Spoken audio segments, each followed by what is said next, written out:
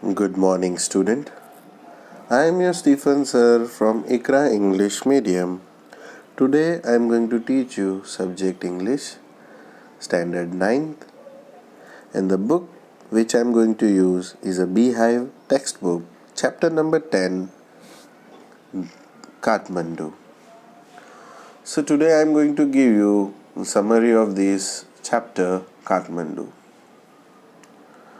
So this summary will help student to learn about the story written by Vikram Seth, which is an excerpt from his book Heaven Lake.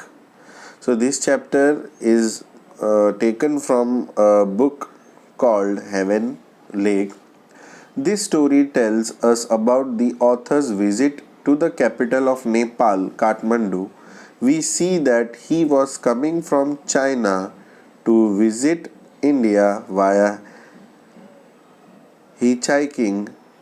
In this hitchhiking, he crosses Tibet and Nepal. Thus, this story gives us an account of his experience in Kathmandu.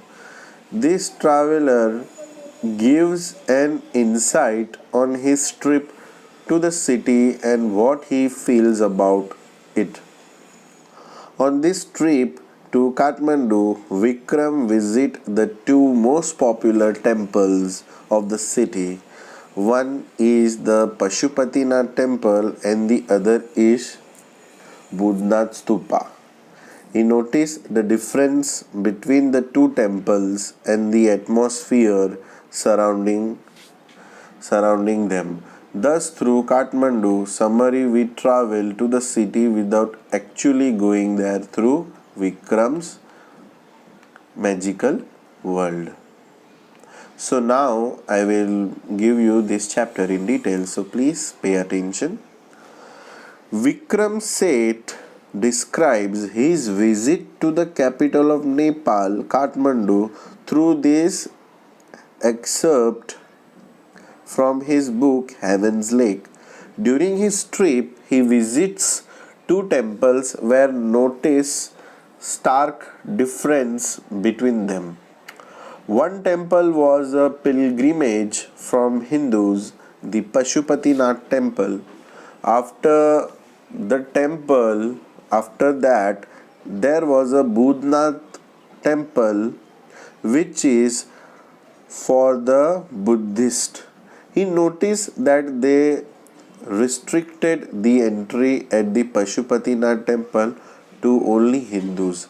Thus, there was quite a chaos amongst tourists, priests, and the pilgrims.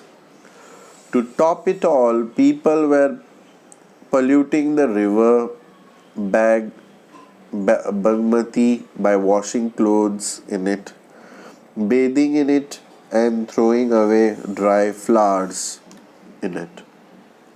After that, he went to Buddha temple. He saw that the scenario here was completely different from what he saw at the Pashupatinath temple. This Buddhist temple had a huge dome which is which is with which is white in color. The place was very calm and serene. Outside the temple there was a Tibetan market and people were selling bags, clothes, ornaments and more. He noticed the numerous things Kathmandu offers, from religious place to many tourist destinations. Moreover, it also has various shops of antiques, cameras, cosmetics, chocolates, and more. None other than less, it is also a very noisy city, from the car horns to the music and the vendors. He enjoyed having a marzipan bar, corn, Coca-Cola in the city. After that, he also read love stories, comics, and Reader's Digest books. On returning to Delhi, he thought of taking an adventurous route which comprises of a bus or train journey and then a boat ride, but he dropped the idea for that would have been too tiring. Thus, he booked a flight back. He saw an interesting flute seller outside his hotel.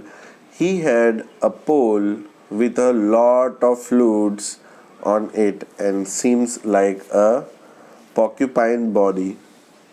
The flute seller kept playing his flutes and also did so in different tunes, but what set him apart from the other flute seller was that he played the flute thoughtfully. He did not scream to attract customers, he played it. This attracted the author, and he wondered that flute is so common all over. Then he compares it to the human voice and says how he is noticing even the little thing now. So, to sum up Kathmandu summary, we learn that we must all try and maintain the purity and serenity of the holy place and practice thoughtful action. Thank you so much.